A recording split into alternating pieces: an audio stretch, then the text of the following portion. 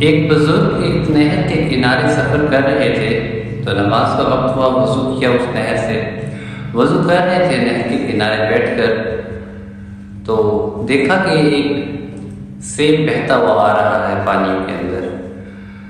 تو کئی دنوں کے فاقے تھے، انہوں نے وہ سیب اٹھایا اور اشتہا غالب ہوا اور وہ سیب کھا لیا۔ انہوں نے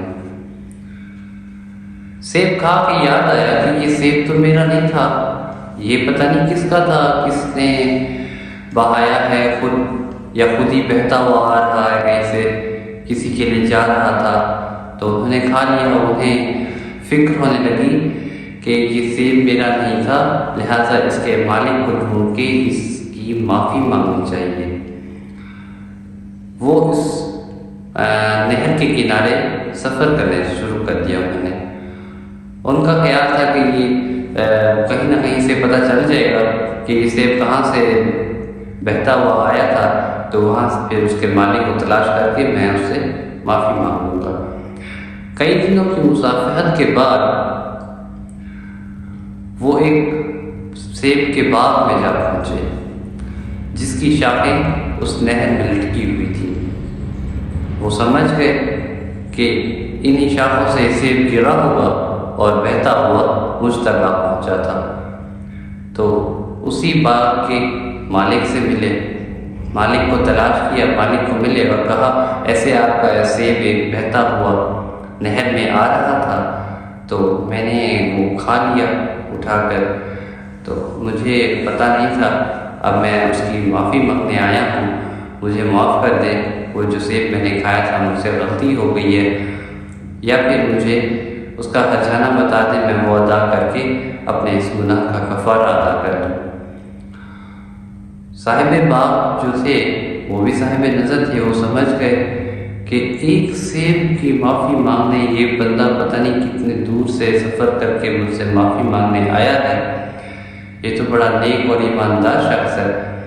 تو انہوں نے اس سے فائدہ لینا چاہا، انہوں نے تیور بدل لیا اچانک۔ انہوں نے کہا معافی ایسے تو نہیں ملے گی، تو پھر کیسے ملے گی؟ انہوں نے کہا کہ دو شرطیں ہیں، اگر قبول ہیں تو تمہیں معافی مل جائے گی، ورنہ نہیں ملے گی۔ انہوں نے کہا جی میرا گناہ تو معاف ہو جائے گا، ٹھیک ہے میں وہ دو شرطیں قبول کرتا ہوں، بولیے۔ انہوں نے کہا کہ 12 سال تک میرے اس باغ کی پہرے داری کرنی پڑے گی، چوکیداری کرنی پڑے گی، تو پھر تمہاری جا کے شرط قبول ہوگی اور تمہیں معافی ملے گی، اور اس کے علاوہ ایک شرط اور ہوگی۔ انہوں نے کہا ٹھیک ہے۔ 12 سال تک اس باغ کی پہرے داری پہ وہ ملازم مقرر ہو گئے اور اس کی حفاظت کرتے رہے 12 سال تک۔ ایک دن اس صاحب باغ کے مہمان آئے تو انہوں نے اپنے اس ملازم سے کہا کہ سیب توڑ کر لے آؤ، مہمان آئے ہیں انہیں پیش کرنے ہیں۔ تو وہ سیب لے کر آ گئے، سیب کچے تھے۔ انہوں نے کہا تم 12 سال سے اس باغ کی نگرانی کرتے ہو، ابھی تک تمہیں یہ بھی پتہ نہیں چلا کہ کچے اور پکے سیب کس طرح کے ہوتے ہیں؟ انہوں نے فرمایا حضرت قسم اٹھوا لیجیے، ایک سیب کھایا تھا، ابھی تک اس کی سزا بھگت رہا ہو، میں نے تو 12 سال آج تک سیبوں کی جانب نظر اٹھا کر بھی نہیں دیکھی۔ سبحان اللہ۔ تو انہوں نے سینے سے لگایا فوراً اور کہا تمہاری ایک شرط قبول ہو گئی، پوری ہو گئی، اب دوسری شرط یہ ہے کہ وہ بھی قبول کر لو گے تو تمہیں تمہارے گناہ کی معافی مل جائے گی۔ انہوں نے کہا جی فرمائیے۔ ان کا میری ایک بیٹی ہے جو آنکھوں سے نابینا ہے، کانوں سے بہری ہے، سن بھی نہیں سکتی، منہ سے بول بھی نہیں سکتی، اور اپاہج بھی ہے، چل بھی نہیں سکتی۔ اس سے نکاح تمہارا کرنا چاہتا ہوں، اگر تمہیں قبول ہے تو تمہاری معافی ہو جائے گی۔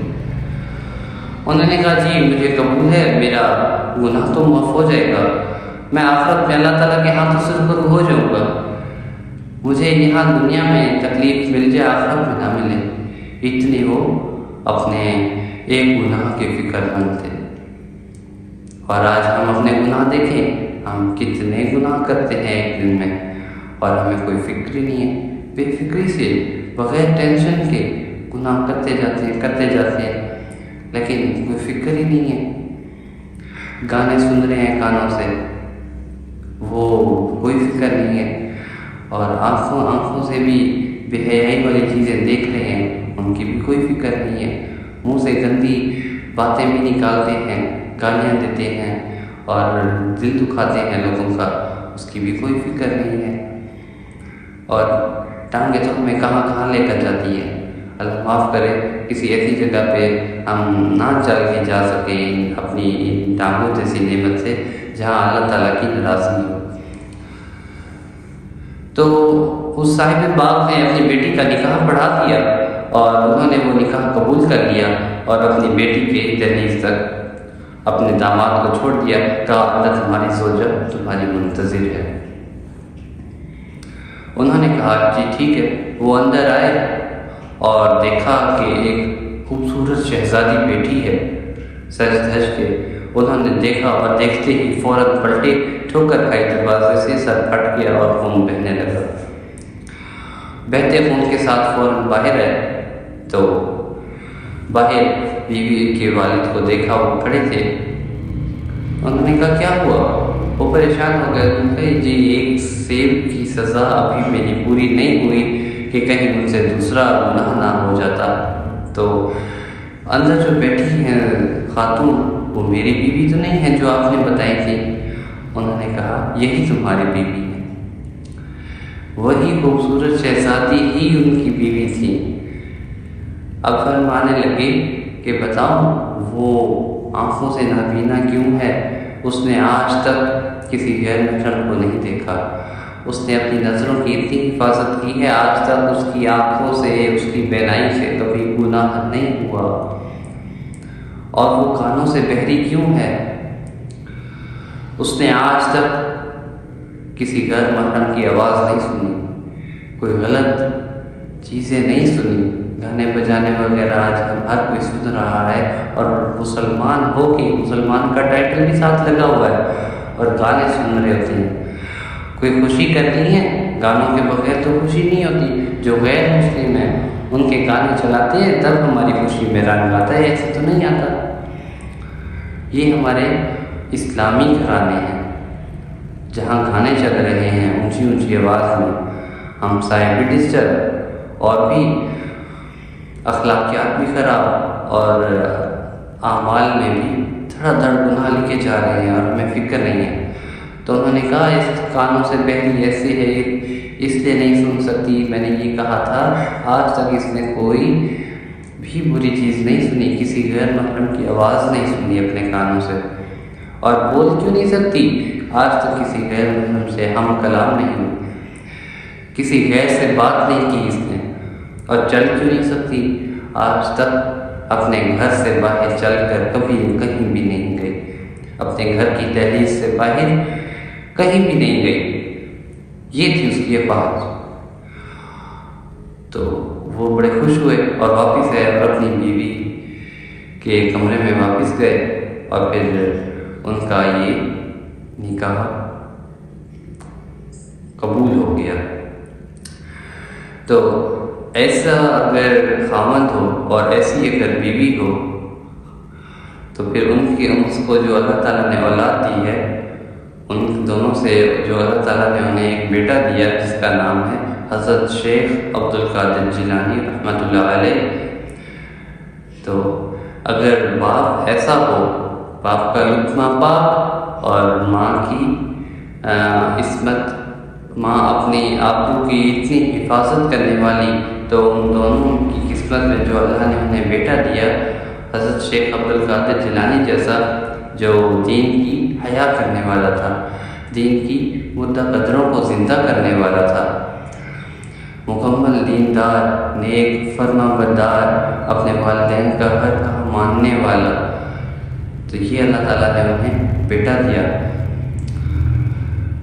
تو مائیں جو ہیں بچوں کی تربیت کرتی ہیں، ماؤں کی تربیت اچھی تربیت کی حامل ہونی چاہیے، تبھی جا کے وہ اپنی اولاد کی اچھی تربیت کر سکیں گی نا۔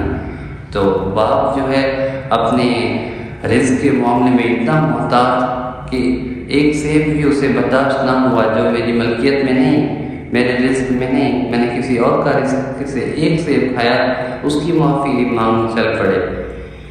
رزق کے معاملے میں باپ اتنا محتاط، اور آبرو اور عزت کے معاملے میں ماں اتنی حفاظت کرنے والی، اپنی آبرو کی محافظہ، اپنی عصمت کی محافظہ، تو پھر ایسا ہی نیک بچہ ملنا تھا انہیں۔ اللہ تعالیٰ سے دعا ہے کہ اللہ تعالیٰ ہمیں تمام نیک اعمال کرنے کی توفیق عطا فرمائے، جس طرح اللہ کے یہ نیک بزرگان دین گزر چکے ہیں، جن کی ساری اچھی عادتیں بھی ہمارے اندر آ جائیں اور ان کی کہانیوں سے ہمیں سبق بھی ملتا رہے۔ آمین۔ وآخر دعوانا ان الحمد للہ رب العالمین۔